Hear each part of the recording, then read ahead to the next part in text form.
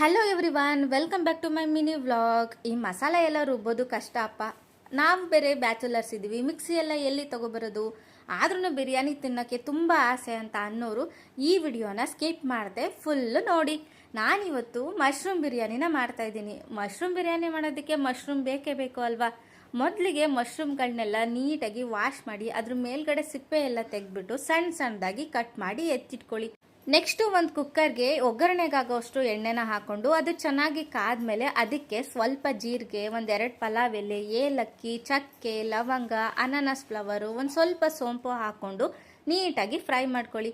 ಅದೆಲ್ಲ ಚೆನ್ನಾಗಿ ಫ್ರೈ ಆದಮೇಲೆ ಮೀಡಿಯಮ್ ಸೈಜಲ್ಲಿ ಹೆಚ್ಚಿಟ್ಟಿರುವಂಥ ಈರುಳ್ಳಿನ ಹಾಕ್ಕೊಂಡು ಚೆನ್ನಾಗಿ ಸಾಫ್ಟಾಗಿ ಬೇಯಿಸ್ಕೊಳ್ಳಿ. ಒಂದು ಅರ್ಧ ಈರುಳ್ಳಿ ಬೆಂದಮೇಲೆ ಅದಕ್ಕೆ ಹೆಚ್ಚಿಟ್ಕೊಂಡಿರುವಂಥ ಟೊಮ್ಯಾಟೊನ ಹಾಕ್ಕೊಂಡು ನೀಟಾಗಿ ಎರಡು ಸಾಫ್ಟ್ ಆಗೋವರೆಗೂ ಬೇಯಿಸ್ಕೊಳ್ಳಿ. ಅದಾದಮೇಲೆ ಅದಕ್ಕೆ ಕೊತ್ತಂಬರಿ ಮತ್ತು ಪುದೀನಾನ ಹಾಕ್ಕೊಂಡು ಎಲ್ಲದು ನೀಟಾಗಿ ಫ್ರೈ ಆದಮೇಲೆ ಮೊದಲೇ ಕಟ್ ಮಾಡಿ ಎತ್ತಿ ಇಟ್ಕೊಂಡಿರ್ತೀವಲ್ವ ಆ ಮಶ್ರೂಮ್ಗಳನ್ನ ಹಾಕ್ಕೊಂಡು ಎಣ್ಣೆಯಲ್ಲೇ ನೀಟಾಗಿ ಫ್ರೈ ಮಾಡ್ಕೋಬೇಕು.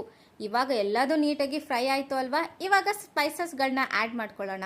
1 ಟೇಬಲ್ ಸ್ಪೂನ್ ಆಗುವಷ್ಟು ಬಿರಿಯಾನಿ ಪೌಡರು, ರುಚಿಗೆ ತಕ್ಕಷ್ಟು ಉಪ್ಪು ಮತ್ತು ಖಾರಕ್ಕೆ ಎಷ್ಟು ಬೇಕೋ ಅಷ್ಟು ಖಾರದ ಪೌಡರ್ನ ಹಾಕ್ಕೊಂಡು ಇದೆಲ್ಲದು ಹಸಿ ವಾಸನೆ ಹೋಗೋವರೆಗೂ ನೀಟಾಗಿ ಫ್ರೈ ಮಾಡಿಕೊಂಡು ಅದಾದಮೇಲೆ ಒಂದು 2 ಕಪ್ಪಷ್ಟು ನೀರನ್ನ ಹಾಕ್ಕೊಂಡು 1 ಕಪ್ಪಷ್ಟು ಅಕ್ಕಿನ ನೀಟಾಗಿ ವಾಶ್ ಮಾಡಿ ಅದರೊಳಗಡೆ ಹಾಕ್ಕೊಂಡು ನೀಟಾಗಿ ಒಂದು ಸಲ ಮಿಕ್ಸ್ ಮಾಡಿ ಲಾಸ್ಟಲ್ಲಿ 1 ಟೇಬಲ್ ಸ್ಪೂನಷ್ಟು ತುಪ್ಪನ ಹಾಕ್ಕೊಂಡು ಒಂದು ಲಿಡ್ನ ಕ್ಲೋಸ್ ಮಾಡಿ ಒಂದೇ ಒಂದು ವಿಷಲ್ನ ಹಾಕಿಸ್ಕೊಂಡ್ರೆ ಆಹಾ, ಸಖತ್ತಾಗಿರೋ ಮಶ್ರೂಮ್ ಬಿರಿಯಾನಿ ರೆಡಿ ಆಗುತ್ತೆ. ಬ್ಯಾಚುಲರ್ಸ್ಗಂತೂ ಇದು ಸಖತ್ತಾಗಿ ಇಷ್ಟ ಆಗುತ್ತೆ, ಯಾಕೆ ಅಂದರೆ ತುಂಬ ಸಿಂಪಲ್ ಅಲ್ವಾ ಮಾಡೋದು.